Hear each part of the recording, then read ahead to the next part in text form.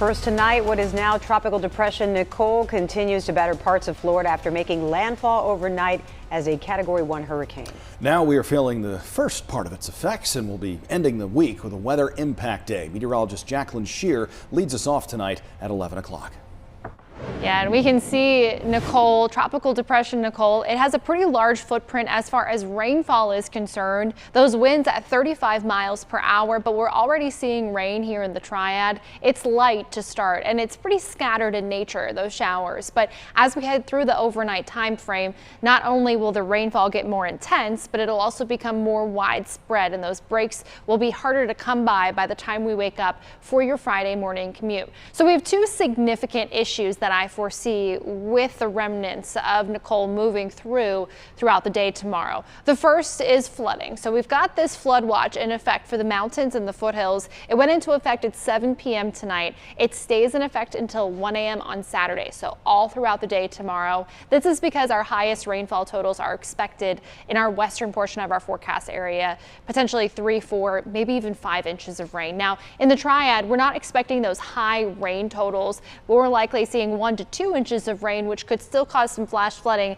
especially during those afternoon commutes. But really, in the Triad, we turn our attention to the severe weather threat. Here's a look at our severe storm risk for tonight. Now, the far southeastern portion of Randolph County may see a severe thunderstorm, but that chance is diminishing. Really, tomorrow will be the bigger issue for us. All of this area shaded in yellow, a level 2 threat of severe weather, and those severe storms could include tornadic activity. We're going to take a closer look at those threats and the timing for them coming up. WXI 12 spoke with Guilford County Emergency Management today. They urge people to be weather aware, alert, and stay off the road if possible. We will see considerable amounts of rainfall, and so just be careful with that. And it's always better to be overprepared than underprepared, and just anticipate rain and some potential urban flash flooding. Remember to heed that advice and stay off the roads if you can. Just a few inches of water can turn your vehicle into a boat that cannot make it through those flooded waters and could potentially put your life and those around you in danger. Here are some tips now to keep in mind if you absolutely have to get behind the wheel. Slow down to lower your chance of hydroplaning and leave ample distance between you and the vehicle in front of you.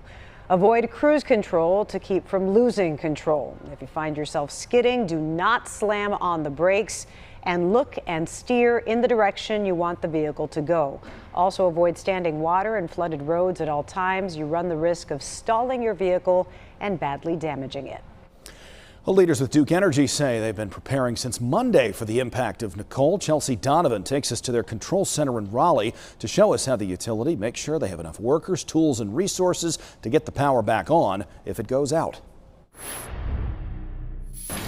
This is our distribution control center, meaning it's where we control the grid, our crews that are out in the field. Think of this room like air traffic control, but for 100,000 miles of power lines operated by Duke Energy. So when you see a bucket truck out there working on a line, they're talking to someone in this room. This room will be fully staffed as Tropical Storm Nicole moves into the area. There's more than 4 million customers just here in the Carolinas, and you add a few million more when you look at Florida. So this is a big storm that's affecting a lot of our service area. Today, city and county leaders met with the energy giant with the plans to actually talk about winter storm preps given the mid-November time frame, but Nicole thwarted those plans. And probably some wind gusts of 35 to 40 miles an hour. Which is why Duke has 6,000 line and tree workers ready to go here in our state to restore your power if need be. Tomorrow's going to be a messy day. Even using new technology to assess damage in hard-to-reach places, all with safety in mind from hundreds of feet in the air. We're going to have crews out working as long as it's safe to do so. Well, the storm's track and what it'll bring to the Triad are already prompting some changes to high school football games. We'll talk more about that in a little bit, and also Veterans Day events. Remember, Vets Day is tomorrow. The annual Tanglewood Festival of Lights at Clemens will still go on, at least of now. Organizers tell us they are keeping a close eye on the weather, and that could still change. Recall, it was 2 years ago when the festival had to be postponed for repairs because of flooding in the nearby Yadkin River. A reminder that schools and organizations can report closings and delays from the storm to WXII 12. You must have a profile in our system to do so. Right now on WXII12.com, we have instructions on how to obtain one. And to stay weather aware tonight and tomorrow, download our free mobile app. If you turn on alerts, you can get notifications sent right to your phone. Nicole reached hurricane strength when it made landfall over Florida overnight, causing damage, including widespread flooding. Strong winds and rain brought a storm surge of 6 feet in some areas. The storm is being blamed for at least 5 deaths. Multiple beachfront properties collapsed into the ocean after they lost their protections after Hurricane Ian. Gail Pascal Brown from our sister station WESH is on the ground for us tonight. Here along A1A, there are many sections which look just like this. The storm just washed out areas. So the Florida Department of Transportation has mobilized 2 contractors to help stabilize the roadway. Truck after truck went up and down Flagler's 18-mile shoreline, shoring up areas which Hurricane Nicole tore apart. County engineers sent WESH 2 News these pictures of Nicole's devastating winds and storm surge, which just ate away at roadways and beaches. We know that this road's going to be shut down for a while. We know our beaches, it's going to take time for them to come back, and we're just going to hang on and put one foot in front of the other. That's all we can do. As we move to South Daytona Avenue and Flagler Beach, flooding. North Flagler Avenue from State Road 100 to North 10th Street is closed due to flooding.